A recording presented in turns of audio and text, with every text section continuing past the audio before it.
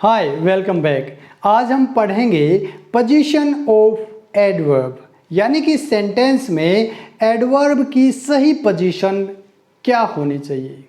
क्योंकि यदि हम एडवर्ब की पोजीशन को यानी कि सेंटेंस की शुरुआत में, मिडल में या लास्ट में रख देते हैं तो पूरे सेंटेंस का भाव चेंज हो सकता है, पूरा अर्थ ही बदल जाएगा। कैसे? जैसे कि इसमें यहाँ पर पहला सेंटेंस है only C so my pen. इसमें एडवर्ब हमारी ओनली है। मीनिंग क्या हुआ? केवल उसने मेरे पेन को देखा और किसी ने नहीं। दूसरा सेंटेंस, अब मैंने ओनली की पोजीशन यहां पर रख दी है। सी ओनली सा, केवल उसने देखा, छुआ नहीं। अब इसकी पोजीशन यहां पर आ जाती है। सी सो ओनली माई पेन, केवल मेरे पेन को देखा और किसी के पेन को नहीं। फोर्थ देखिए आप, सी सो माई ओनली पेन, जो मेरे पास ओनली पेन, केवल एक ही पेन था, उसको देखा।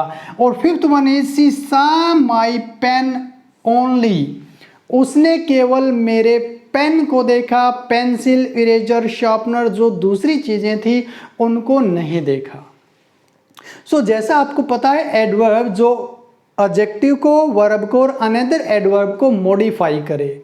ज्यादातर एडवर्ब जो हैं उसी वर्ड के नजदीक आती हैं जिसको ये मॉडिफाई करते हैं। तो आपने इन सेंटेंसेस के माध्यम से देखा कि ओनली एकमात्र वर्ब एडवर्ब का इस्तेमाल किया गया है, लेकिन उसकी पोजीशन अलग अलग की गई है वाक्य के शुरुआत में, मिडल में और लास्ट में, जिसकी बदौलत पूरा का पूरा भाव हमारा चेंज हो गया है।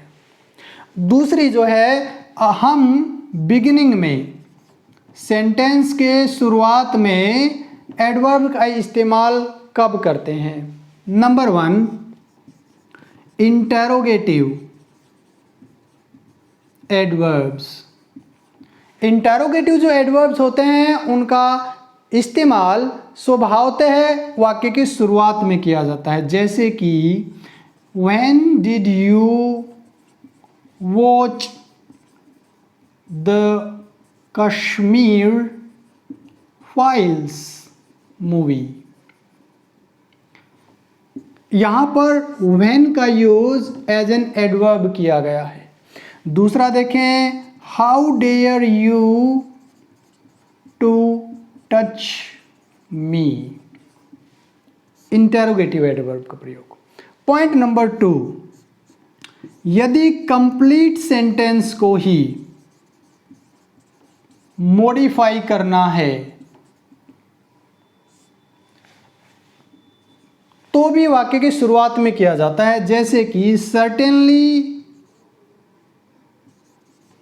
ही made a fool of himself. Certainly यहां पर एडवर्ब है, अवश्य ही उसने अपने आप का मूर्ख बना लिया है, पूरे सेंटेंस को मॉडिफाई करने के लिए। एंड द थर्ड वन, जब हम एम्फोसिस, किसी के ऊपर कोई जोर डालते हैं, तब एडवर्ब का यूज शुरुआत में किया जाता है। जैसे कि हियर कम्स द बस, लो बस आ गई। सो वाक्य की शुरुआत में इसका यूज करते हैं। पॉइंट नंबर 2, ये तो बात होगी वाक्य की शुरुआत में कि हम इसका मिडिल में यूज कहां पर करते हैं। देखिए आप, इन द मिडल,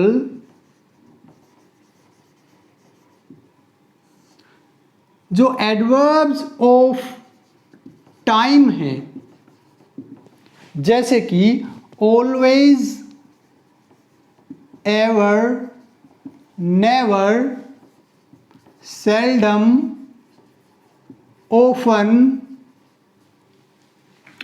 और समटाइम्स, इनका यूज जो मेन वर्ब है उनसे पहले किया जाता है। जैसे कि ही ऑलवेज स्पीक्स ट्रूथ। अब इस सेंटेंस में देखिए, ऑलवेज जो हमारी एडवर्ब है वो मेन वर्ब से पहले प्रयोग की गई है।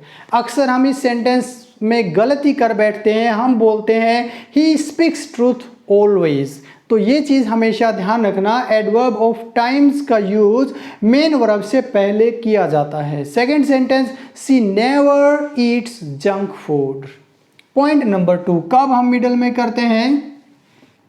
Between auxiliary verb and main verb.